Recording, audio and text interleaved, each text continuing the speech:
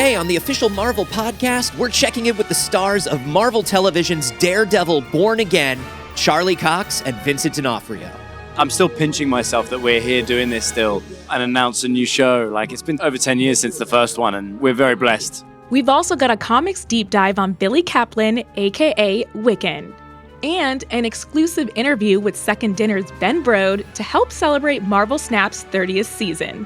What if we made a card game with just one card type that's just the heroes and villains of Marvel and focused entirely on that conflict, that core conflict? I'm Sade Spence. And I'm Anthony Carboni. And this is the official Marvel podcast.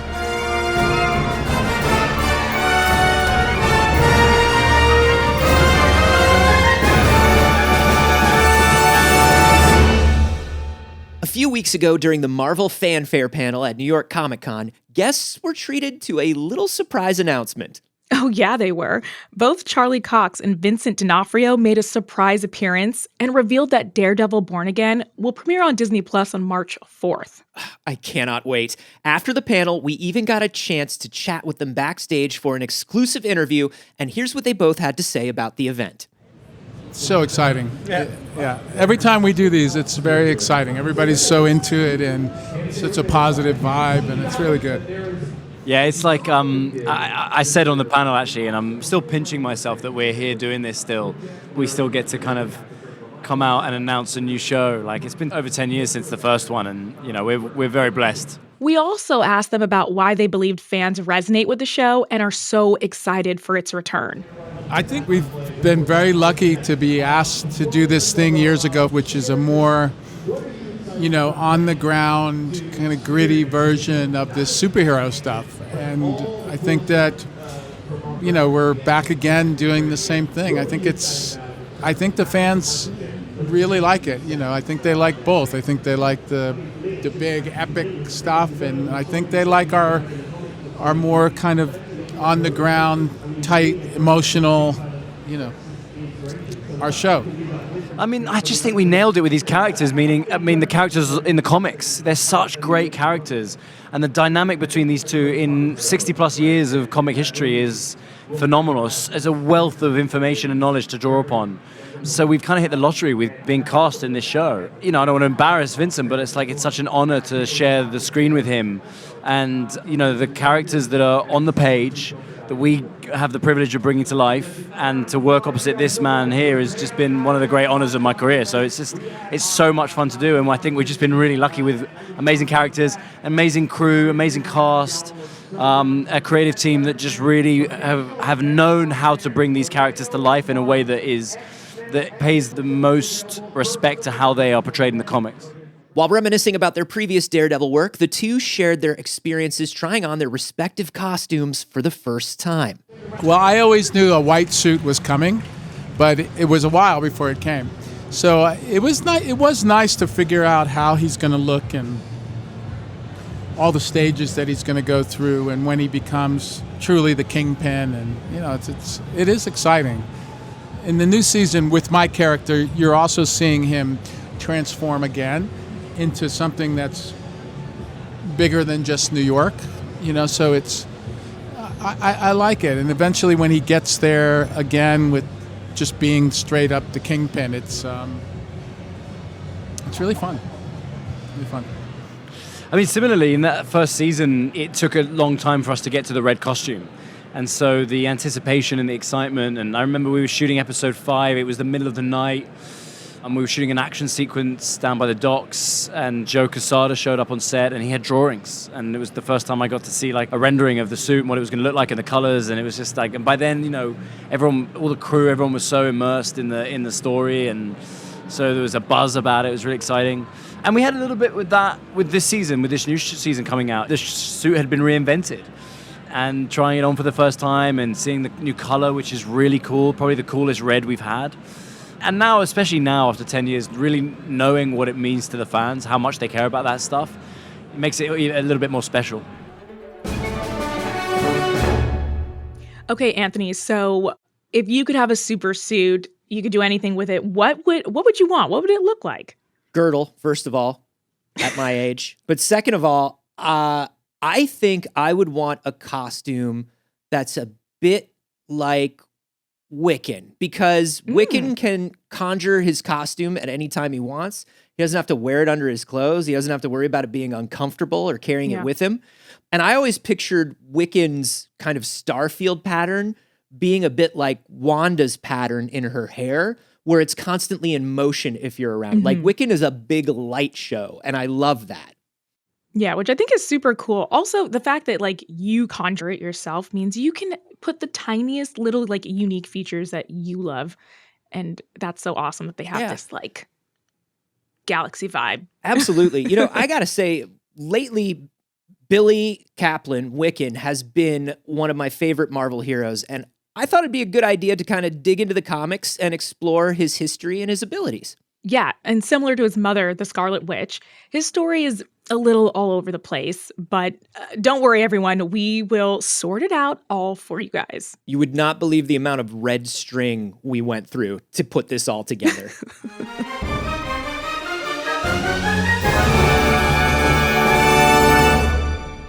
When we first meet Billy Kaplan in 2005's Young Avengers #1, he's your average skinny, gay, Jewish kid in New York City, constantly getting picked on by your classic high school bullies.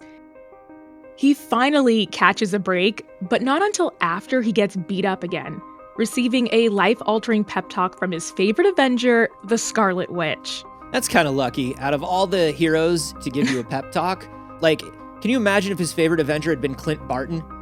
And it was just like, I don't know, kid, toughen up. I have a broken nose. I gotta go. Like, do better.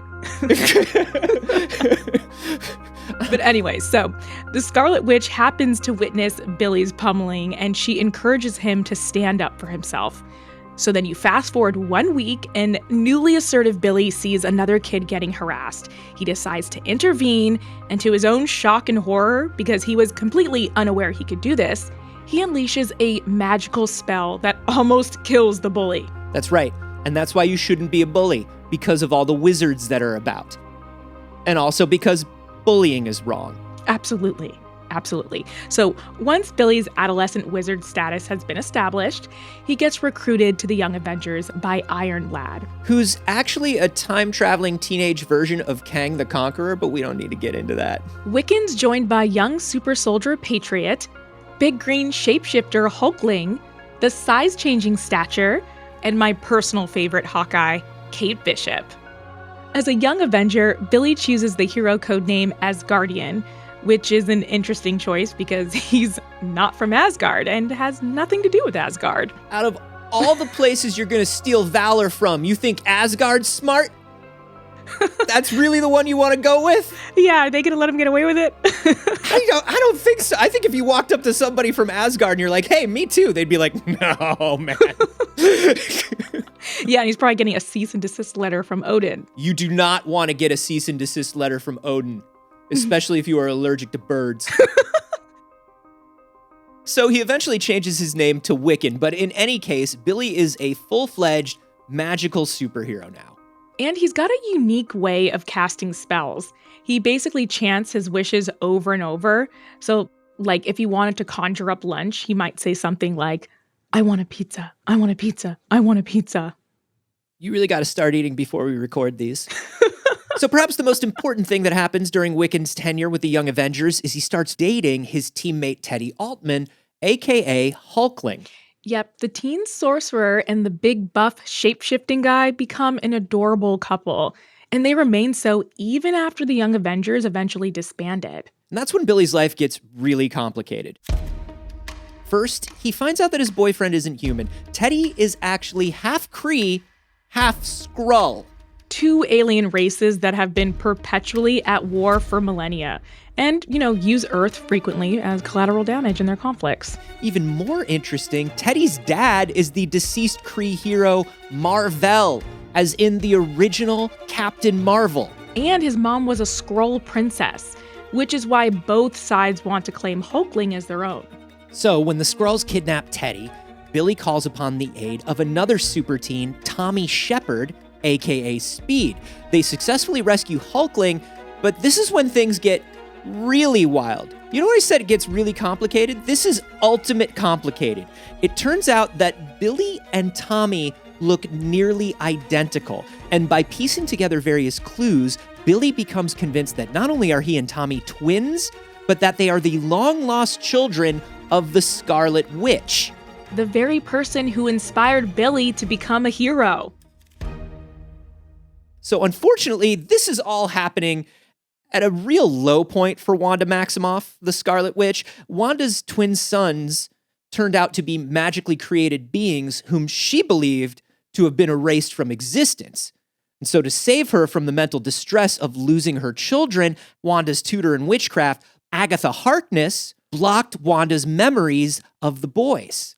Turns out that was a very bad idea, because Wanda's memories eventually returned, causing a total mental breakdown, during which she killed a few fellow Avengers and magically depowered almost every mutant on Earth. She went missing after that, and it's at this point in Billy's story where no one knows where she is. Enter Billy and Tommy, who decide to track her down and end up having to free her from the clutches of dictator, evil sorcerer, and my boy who's never done anything wrong in his life, Dr. Doom. Billy then uses his magic to read Wanda's soul and confirm that she is indeed their mother. And his origin story comes full circle. Now that Wiccan knows his true witchy pedigree, he needs someone to tutor him in magic. So of course he goes to his mother. No, he doesn't. He gets Loki for some reason. Yes, that Loki, trickster god and brother of the mighty Thor. It's ironic, really. He finally gets to claim Asgardian adjacency. Anyway, at this time, a younger Kid Loki is taking a stab at being a good guy. He puts together a new Young Avengers team that goes on a multiverse-hopping escapade, trying to hunt down a creepy, reality-destroying being called Mother, who can only be seen by people under the age of 23. Oh, it's like those frequencies that only teenagers can hear. This is why we will always need teen superheroes, people. You know what? I agree with you. Thank you. And in one alternate universe, Billy learns of a dark future in which he evolves into a godlike being called the Demiurge that will, as Loki puts it, change the laws of magic in every universe. Billy doesn't want any of that, but when Mother kidnaps Hulkling, Wiccan taps into just a smidgen of that Demiurge power in order to destroy Mother once and for all. And after that, Billy and Teddy are hoping to just chill out and be a happy couple for a while. But of course, that's not going to happen. Of course that's not going to happen. Teddy's lineage gets him sucked into a new Kree-Skrull war that threatens the entire galaxy. But good old diplomacy actually saves the day this time, with Teddy uniting both alien kingdoms and accepting his role as Emperor of the new Kree-Skrull alliance. Not bad. This, of course, means Emperor Hulkling has to live in outer space now, and Billy is hit with the dilemma of either leaving his true love or his home planet. He chooses love, of course. Billy and Teddy get married in this elaborate ceremony. So it's incorporating Kree, Skrull, and Jewish traditions, with super attendees from all over the universe. And Wiccan now serves at Emperor Hulkling's side as his court wizard. And the two remain one of the cutest and most stable couples in the Marvel universe. Do you know how hard it is to find a rabbi on short notice that will do a Kree-Skrull Jewish wedding? It's not easy. It's not easy.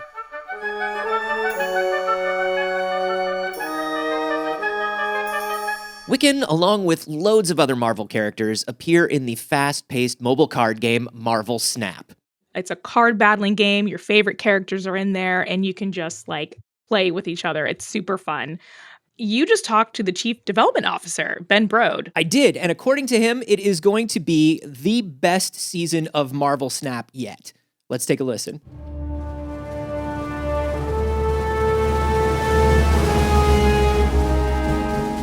Ben, thank you so much for being here. Hey, I'm psyched to be on the podcast. Thanks for having me. Yeah, Snap is in its 30th season now, which is wild. So wild. You all have been around for a while. For people who aren't familiar, can you tell us what a season of Snap means?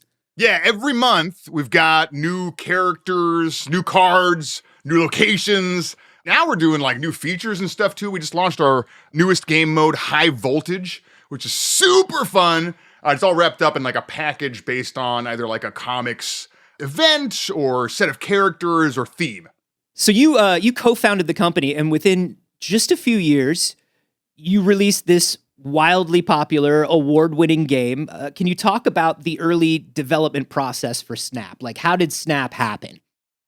Yeah, I mean, we actually started from the world of Marvel. We were thinking, what's great about Marvel? It's the characters. It's the heroes and villains of the Marvel universe. What if we made a card game with just one card type? It's just the heroes and villains of Marvel and focused entirely on that conflict, that core conflict.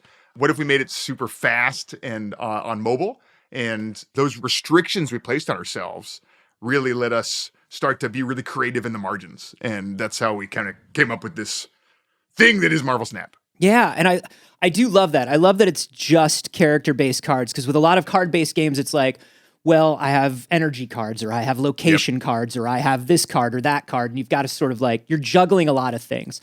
For people that haven't played Snap, it's kind of interesting. I see it as very much, y'all must be poker guys at the office. Well, there's definitely a lot of mind games, trying to like figure out what your opponent's doing and outsmart them. And I think one of the other reasons, like I compare it to something like more like a poker or a classic kind of game, is like, I can see the cards. I know what the cards are. Even if I'm a new player, I can jump in and I get it. Like, this is Venom. This is what Venom does when I put him into play. You know what I mean? Yeah, it's super, super intentional. So poker is an example, like the strategy of poker, you don't need complicated cards to really get into the super deep strategy of how to play poker at the top level, right? The cards are ace, you know, you don't even need text, you know? And with really elegant game design, the strategy of playing against your opponent, trying to get into their head and do the best thing, you don't need the cards to be like a paragraph of text. You know, you just need a couple sentences to create really interesting emergent behavior, the way that cards interact with each other, the way that cards interact with locations, and the way that cards interact with your opponent's decisions. Like, it's still really interesting and has tons of depth without having to be complicated. Yeah, I mean, it's easy for the player, but I would imagine when you are creating and balancing these cards or thinking about the way people are going to collect and play their decks, how did you decide who to put into a deck and who to leave out? When you're creating that first deck, how did you decide what characters were going to be there and what they were going to do? I mean, to start, I just went through my favorite characters and put them all in, right? So, like, I mean, look, I'm making the sheet. I'm like going in, like, well, we should put this character in. Obviously, like, I love a strong guy. He's going in. So that's like the beginning. And then actually, as people started joining, they all came with their own favorite characters. So Gareth, one of our producers, he's like, hey, can we put Armor in? She's like my favorite. And I was like, yeah, let's do it. Armor's in. You know, like, everybody brings a character that they grew up with, that they're excited about. And, you know, we got to make a lot of cards, actually. So, you know, anybody on the team with a character they can't wait to see in there, we put them in. When you are looking at a new character and you're deciding how the math of an action is going to go with that, can you like walk me through the creation of a card, maybe like one of your favorites that was maybe something kind of new? So there's two ways to design a card.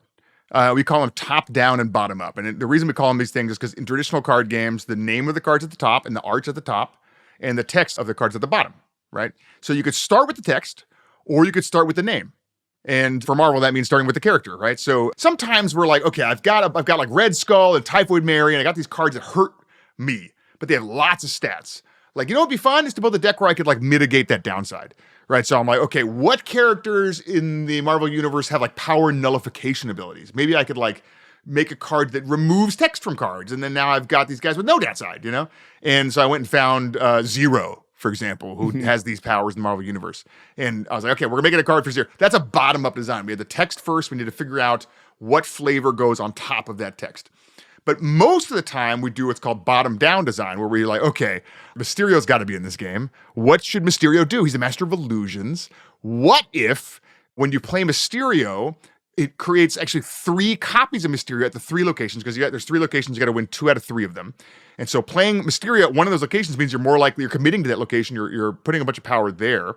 But maybe creates illusions at the other locations, and we don't actually tell your opponent where you did play Mysterio until the end of the game. And then we reveal these were illusions, this one was the real Mysterio. That's a very top-down design. That's very Mysterio first design. What would Mysterio do? He would create illusions. He would confuse your opponent. They would not quite know what's happening until the very end. Those are like sometimes the most fun ways to start a design, is because you almost never start from the bottom-up design of illusions. That doesn't mean you start with the concept of illusion to get to that design. The cards are also incredibly detailed, super beautiful. A lot of great Marvel artists in there. What goes into creating art for one of the cards? Because it's not just still art on these cards. No.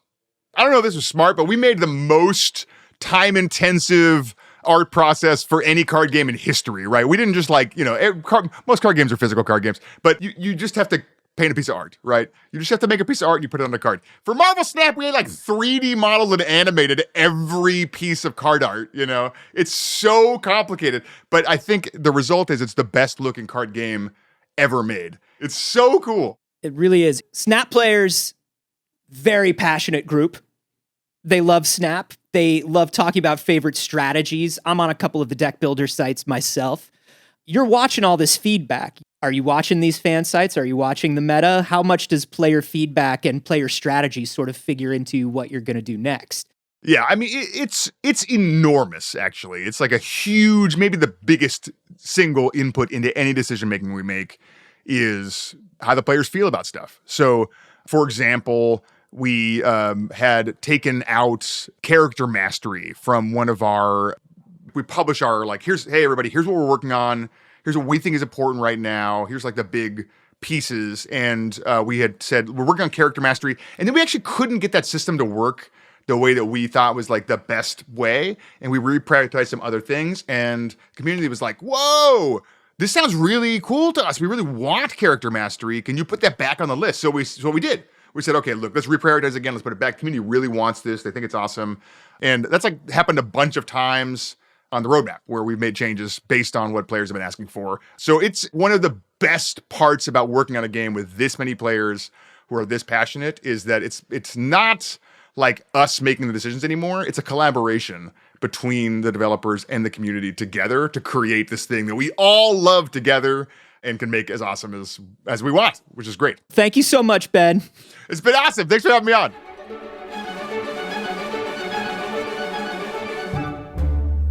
In the comics, Negasonic Teenage Warhead is a mutant with precognitive abilities. This allows her to see different paths where she develops additional powers, like super strength or energy blasts.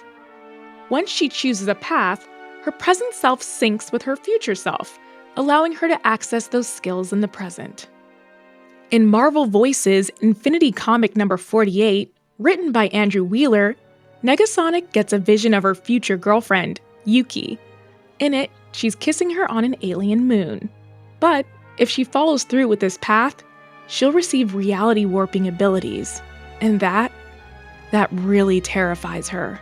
She's afraid that she won't be able to control her abilities, and as a result, destroy all of reality. Enter the Scarlet Witch, a pro when it comes to reality warping and dealing with chaos.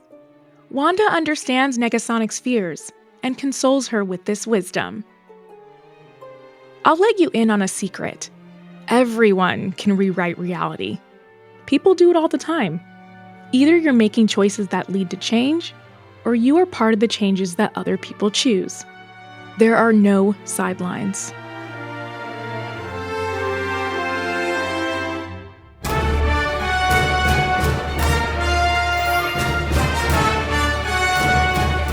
Next week on the official Marvel podcast, we're celebrating the 40th anniversary of Marvel Superheroes Secret Wars with former Marvel editor-in-chief Tom DeFalco.